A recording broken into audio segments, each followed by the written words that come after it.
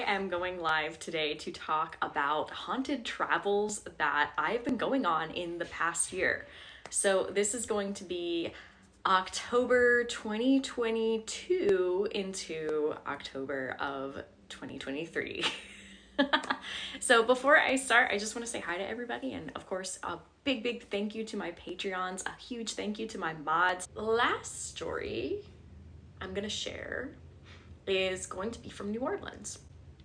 So went to New Orleans and I went on a paranormal investigation. Now, I will be the first to tell you I'm not really excited about paranormal tourism or paranormal entertainment when it uses actual spirits. Now, here's the thing, a few exceptions here. So Old Jail St. Augustine, if you've been watching for the last hour, I talked about that. I offered a door so the people who didn't want to be there could go, but for the most part, the people who did want to be there were entirely fine. And I left them alone, and that's entirely fine. If they weren't hurting anybody and they weren't hurting the living, they were just having a good time, no issue with it, right? So the thing is, though, with a lot of paranormal investigations, especially the large broadcasted ones or in large cities like that where they're known for the ghosts. Oh, you just got a ticket for January, the most dangerous game. Yeah! It's for the conference that we're hosting in Richmond, Virginia, PS, for anybody who hasn't seen that already. So yeah. Gettysburg would also be another example of paranormal tourism. So it's not all bad, okay? If you treat the spirits as you would treat them when they were alive, that's showing them humanity, that's showing your morality.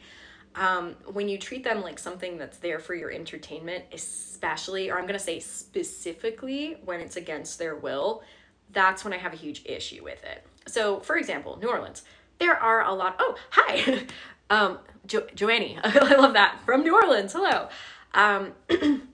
There are some spirits who are very aware of themselves in New Orleans, just like you have them here in Wilmington, Gettysburg certainly, that they like people, they like doing funny things, they love kind of where they're at, and they actively choose to stay behind for whatever reason because they're in a good headspace and they just enjoy what they do. They like connecting with the living. And then there are some other spirits who are being kept there against their will, and spirits will do what spirits do. Sometimes being there against their will might be a mental thing that they need to overcome. Sometimes being there against their will might be a larger spirit that doesn't exactly mean them well. Oh, thank you, Mads. Thank you for your gift. And sometimes, unfortunately, a spirit is kept in a particular location because of the living. And it's one thing if there's a understanding between that spirit and the living of like, hey, I go here to not be in your way. For example, why are attics or basements haunted? Sometimes it's because the spirit understands you're not there as much and they want their space and you want theirs, or you want your space, and you can actually have compatible understandings with one another. So I'm giving a lot of examples of how it can work being with spirits, how you can connect with spirits and actually have cool relationships with them through paranormal tech. It's not even necessary that you have to be like super psychic. There's just a lot of options at hand. Here's an exception though. I won't say the company that I was with at the time, just because I don't want to go after them on a public forum. I don't think that's necessary, especially as we just have fundamental differences on how we think spirits should be treated. But the group that I was with, like for the investigation, what had happened was the investigator, he wasn't really listening. I was also in part supposed to be heading up the investigation with Catherine. He kind of went through our words. I don't think there was a lot of any kind of mutual respect there, which it was a sticky situation. But what we eventually found was we were going into this closet and we had to go one at a time. And the investigator was giving a lot of direction. Oh, thank you for the gift. A lot of direction in regards to what we should do and why we should do it. Like, for example, one of the things that I didn't like was the investigator was like, hey, so-and-so spirit said his name, like, touch the person. Or like, hey, reach out. Oh, you're touching a ghost. Thank you, Annette. I don't know. There's just something, it didn't feel consensual to me. It felt very much like do what I say because I said to do it kind of vibes. And I just wasn't about that because I was like, I don't want to touch somebody I don't know. To touch me when they don't know me. And especially when I have a shield up, like, what if they misread the shield and they're just doing what the investigator tells them to do because that's what they do for their shtick? What if they hurt themselves? Like, there was just a lot of, thank you for the ghost. I just didn't feel like there was a lot of humane consent going on there. So I actually chose to leave the investigation. I did explain why I was leaving, and I was just like, this doesn't resonate with me. I don't like being told what to do, who to touch, what to say to them. I didn't like, the tech was cool, but I'm not there for the tech. I'm there for communication, connection, psychic reads to help one another validate one another. And yeah, just the way the investigation was going, I was just like, look, this is not what I talk about on my channel. This is not what I teach. It was just, it was a sticky situation, which I did not, it just didn't feel right, you know? So go figure, went back later, and I was actually with Catherine for this. Excuse me. We actually befriended, oh, thank you, Michael. There it is. Catherine really befriended the receptionist, and he actually was kind enough to let us go back there without the investigation people being there. And we were actually able to get some evidence on our own, which Catherine filmed that. So at some point they're going to be releasing that on their YouTube, but just got backed up with editing sorts of things. I have experienced the same thing with editing sorts of things. And yes, I absolutely would go back to New Orleans. Mads, thanks for asking that. I would totally do that. Yeah, Caitlin, you were there too. So Caitlin was with us for that as well when we went back. And the evidence that we got was very sad. We used a phasma box, and all of us who stayed behind, we also had psychic sensibilities as well. And without the investigator there, we got some really concerning things. One, I think the most concerning thing was we got on the phasma box a bunch of people talking at once, and it was all the same words that the investigator had said throughout. And it was very concerning, you know, talking about like traumatic things and how one died and just basically the words you're supposed to say on a paranormal investigation, right? You can watch anything and they'll say like, oh, help, and what about? And it was really sad.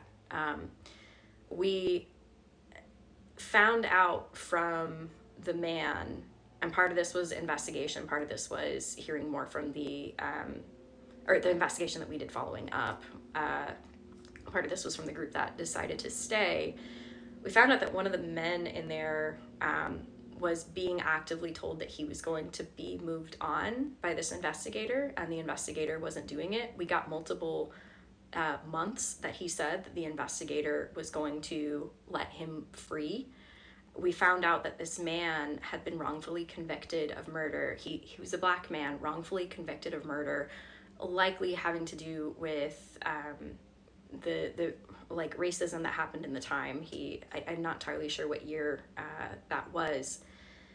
And while the investigator was very helpful in finding that he was wrongfully convicted, the investigator was not actively going to get anybody to move him on because he was ready to move on. He had gone to that back area, that closet, because he wanted to be away from people. He wanted some peace. In fact, the other spirits who were there, they were just trying to get away from the guests who were staying at the public place that was nearby. So this man, wrongfully convicted of murder, was being kept behind and kept being told new dates of when he was going to be moved on. It was always, oh, he's going to get a priest. Oh, he's going to get a shaman. Oh, he's going to get a worker. And the dates kept changing. They kept being moved back. And one thing I did hear from the investigator, the lead investigator for that company, was that it was going to be after October. And we talked about this with the receptionist, and the receptionist was like, he's never going to move that man on. That means that he doesn't make money. And that broke my heart, because there are spirits out there that will love to talk to you. They would love to interact with you. This man was tired. He wanted to be moved on. And so, one, I felt a resolve in my choice to leave when I did, because I just had huge issues with that. And then to find out even more and to hear it from him, what was going on, was heartbreaking. Absolutely heartbreaking. And it made me angry. And at some point when Catherine does post that on YouTube, you're going to see me angry, because that's not what I'm about. Absolutely not. I have a huge problem with that. So once we got evidence that the spirits in there were looking to get away, they were looking to leave. Other thing I should mention here, other reasons why I was so angry. Basically, this man in this closet was being told to touch people he didn't know, to say his same scripted words, to show up on different meters and that kind of thing. Great question, Sportix. I'm about to get to that. That was a great question. Asking if he was moved on. So another thing was, basically after this man was basically having to dance around and say the right words, say the script, he was then played spiritual, like soul music, what you would find like gospel music, as a kind of like, good job, here's the sound, here's the song that you like, touch the light so that we know that you like it. Which,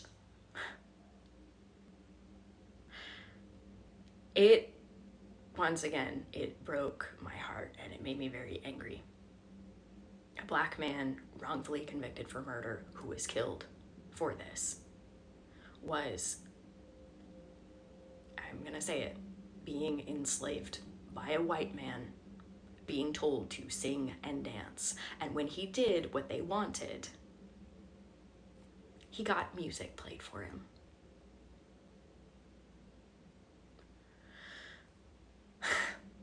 Still messes with me. And that's what some investigators think is okay. So, you're asking if he was moved on. Remember what I said about what I did at Old Jail? Turnip taught me that, by the way, how to create doors for folks. I did that in that closet. And we told all the spirits there. And it's a two-way door. It's not just an exit. So if they ever want to come back, they absolutely can. And I just gave them a choice. And some people left immediately. Some people did not. Because it's their choice. But I said, all you have to do is think about where you want to be. If you want to move on, if you want to see your family, if you want to be with your friends, if you want to go to a place where you don't even have to see anybody, that's what that's for. And it was further validation. The other folks who were with us, when I asked after I made the opening, I asked them, I was like, what do you see? And they describe it, how they see through different senses that they, of psychic perception. So that was validating. In the Phasma box, you get voices, people saying they're leaving. Yeah, there's a little girl that was in there. One of the things I asked of, eventually when we spoke, one of the things I asked of the other people who stayed for the investigation, who didn't see things the way that I did, I was like, what if that little girl were Felicity? Would you allow some person to say, oh, you should touch them, touch that little girl, have that little girl get touched, or have her touch you, or just anybody? Like, what if that man who kept being told that he was going to be moved on, what if that was Jimothy? Would that change the perception? Would that make him more human? And I wonder, it's like, is it because Jimothy's white? Is it a race thing? I hope not, but I don't know. Is it because I shared so much of Jimothy with everybody? Thank you, Michael. I don't know. But it was horrifying. It was horrifying. And what was most horrifying about it were the people, like incorporeal people. So I made a door. I actually put it over the window. So I was like, crawl out the window. And Catherine actually went in and created a kind of veil in that closet so that those there would have a safe space to go if they wanted to. And the veil, it works like this. It messes with tech. It messes with tech. And we had this happen live because, or not live, but in live time, because on the Phasma box, as soon as the veil went up, suddenly all the voices came through very muffled. This is the work of the spiritual practitioner. Not everybody will agree with it. In fact, some of the people that we talked with later did not, because they said, oh, that's that paranormal investigator's business and you're messing with his business. And I was like, you're messing with somebody's life.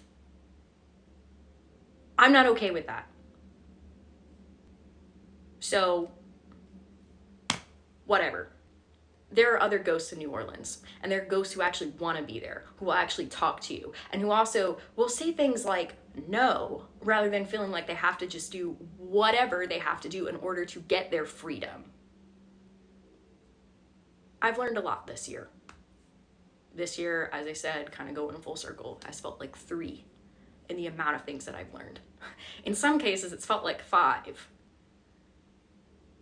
Though at the end of the day, what I talk about on this channel, the ethics that I have, the morals that I keep, what I believe in, how I see the world, that has not changed. And I'm staying true to that. So here's to the next year. I know we're not at the end of this year yet, though I feel like with the end of this, the eclipse season that's happened, we're setting the stage for the next 2 years. I have a paranormal investigation team, and we are out to show what investigation can actually look like, where it's psychic-led at the beginning, how we're all able to make reads, and then we learn the stories from the staff or the people who are working there or the people who are living in the house. Then we learn the history of the area to see all what lines up.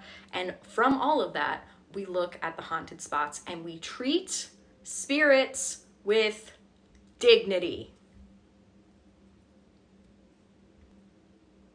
That's what we need to be doing, I think, as a society. It's not about entertainment anymore. It cannot be. We've got to move forward because the veil, say goodbye. Say goodbye. A lot more people are going to have more experiences. And how do we not be afraid? Treat them with kindness, but also treat yourself with kindness. Make your boundaries, make your lines. You don't have to just open yourself to them. Treat them like people, because many of them used to be. Whew. Also, hey, spooky kid. I hope you've checked out the investigation. Spooky Kid's a part of my paranormal investigation team. And I believe I'm seeing you on Friday, which is super exciting. Thank you, Chidal. Thanks, everybody. I'm going to go through and read my comments, but then I'm going to pop off because I've been on for about an hour and a half. Hey, Spooky! So yeah, thanks for the encouragement, everybody. Oh, thank you. Whoa, this is like so cool. Raven, yeah. And that's the thing. Oh, cool. What Raven was saying, it doesn't have to be that way. And certainly that was one paranormal tourism group in New Orleans. I went with one. I cannot speak to all of them. I hope that others are different. Though I also know many teams base their things off of what they see on TV. And not all of that is very kind. Not all of that is very dignified. So here's a reminder to think for yourself. If you get about being around spirits, great. Though, keep in mind, take a moment to reflect for yourself. What am I asking this person to do? What am I being asked to do with this person? Keep saying person.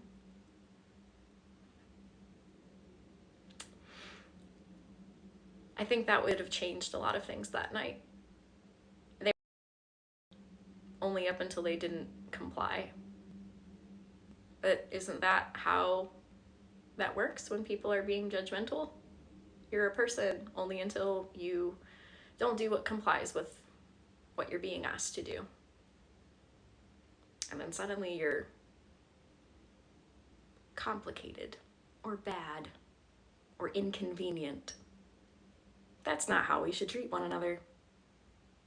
I think that's something certainly we could all work on, but why I continue to talk about my mental health journey and why I always ask myself first, what can I do?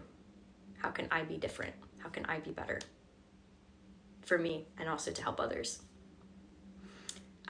One of the pieces that I use when I do consults, it's an amethyst. And whenever I put it on, I say, invite healing to me so that I may share it with others.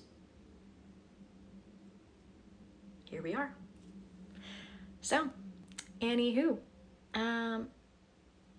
yeah, yep, boundaries and respect. Thank you for saying that, Edward. Yes. Let's see. Yes. Awesome Halloween. Hello. Yeah, so cool. Okay, well, I'm gonna log off because I've been on here for an hour and a half, but I just want to wish everybody a happy Halloween. If you have missed any of this live, it's going to be up on YouTube as soon as I can get it to be on YouTube. And I appreciate you watching so much. I appreciate your support. For those of you on Patreon, I appreciate you greatly. You help to fund me to be able to do things like this. Same thing for those of you who have booked consults. For anybody who's helped me along the way, I thank you so much. Thank you. So everybody, do all the good things for yourself tonight, whatever that means for you for your Halloween evening. Thank you. And yeah, I'll see you around the internet. Check out the links in my bio if you want to learn more about anything that I talked about, including the conference. So take care, everybody.